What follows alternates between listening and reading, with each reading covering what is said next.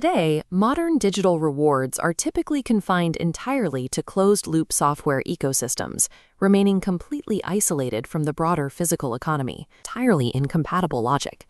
A reward token stored in a digital environment cannot communicate with a legacy card reader. Standard retail hardware is hard-coded to recognize and process legal tender fiat currency exclusively. The UniVex white paper outlines a theoretical systems architecture designed to address this specific lack of interoperability. The proposal describes a method for the instantaneous conversion of digital rewards into fiat currency at the moment of a transaction. It is important to note that the source material presents this as a roadmap concept. It is not a guarantee that these cards or payment rails are currently operational. Converting this concept into reality requires navigating two distinct layers: internal software engineering, and the intricate task of cross-border institutional integration. The roadmap identifies three technical pillars to bridge this gap: a digital wallet, a fiat conversion service, and a UniVex processing engine. Achieving retail utility for these assets involves building a proprietary technology stack that conforms to the existing requirements of traditional finance. We can map this architecture by following the proposed user journey, starting on the left with the digital wallet. This node serves as the primary storage environment, acting as the interface for a user's reward balances. The disconnect remains. The balance in this wallet has no native utility for merchant hardware. It is separated from the fiat point-of-sale node on the far right. To bridge this, the system requires a mechanism that establishes real-world purchasing power.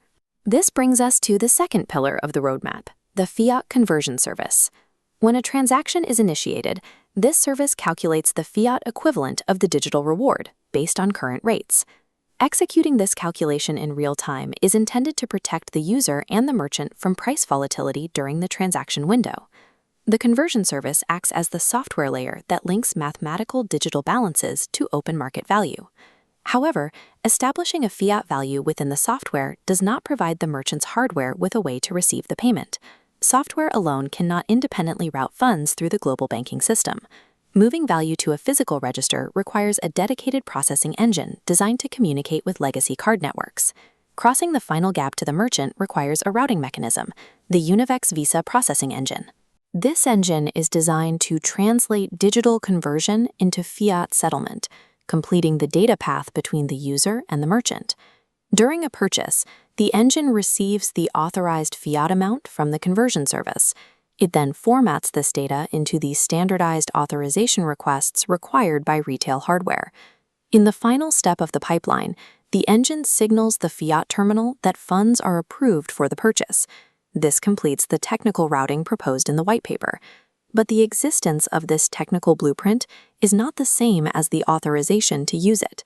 This technical pipeline is entirely dependent on external permissions.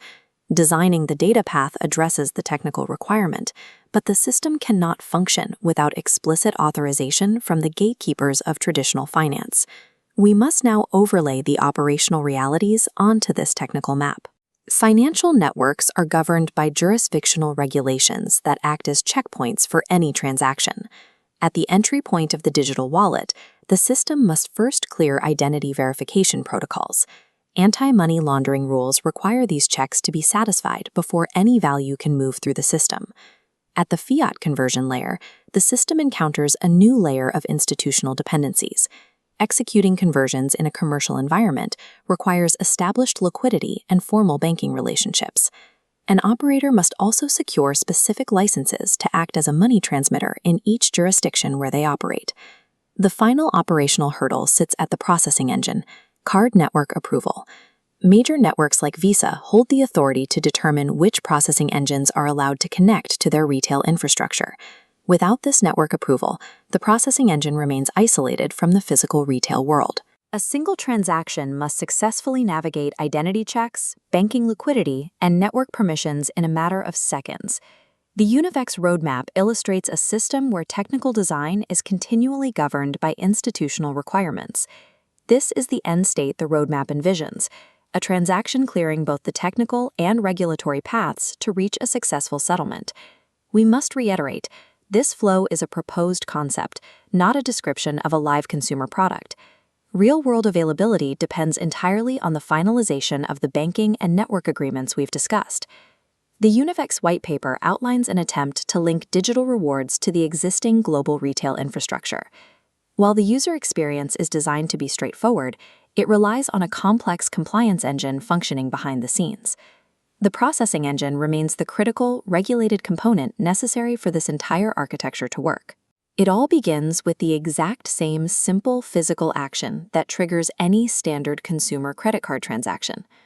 Bridging the gap between digital rewards and the real world is a task of engineering, but it is equally a process of navigating the established gates of global finance.